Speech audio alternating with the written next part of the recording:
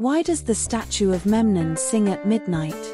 In 1350 BC, the Egyptian Pharaoh Amenhotep III erected two massive stone statues, each reaching 20 meters in height.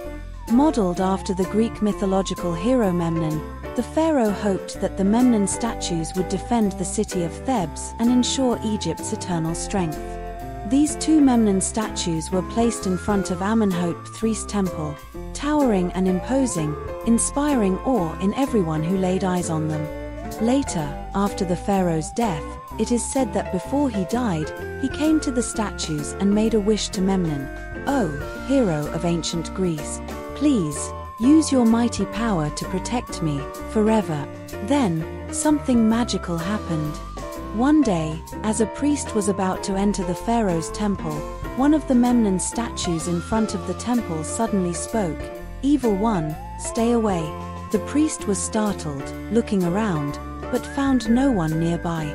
So, he calmed his emotions and tried to continue walking towards the temple. At that moment, a louder voice echoed, ringing in his ears, "Do not take another step, or I won't be polite." The priest thought he had encountered a ghost, screamed in terror, and fled. From then on, the priest went mad, babbling nonsense all day long.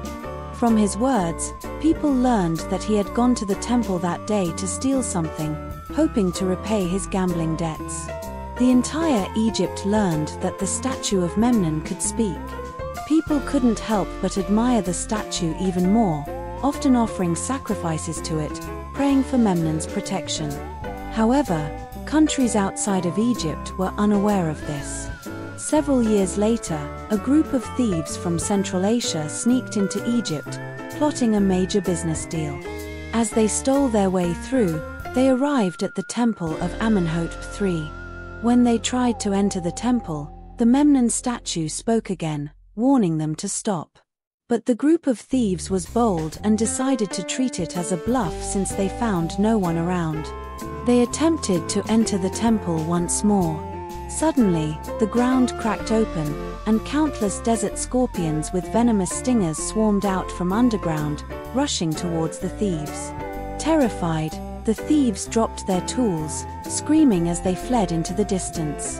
Unfortunately, they couldn't escape the punishment of the scorpions and eventually fell on the square in front of the temple. The next day, the guardians of the temple discovered the bodies of the thieves and quickly reported to the pharaoh.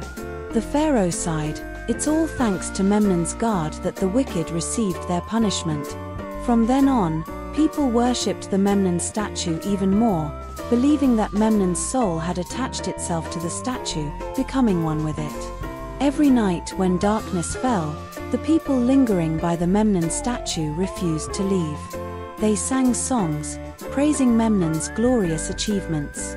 Perhaps influenced by the people's reverence, centuries later, a Greek geographer passing by the Memnon statue at midnight claimed to have heard a melodious song.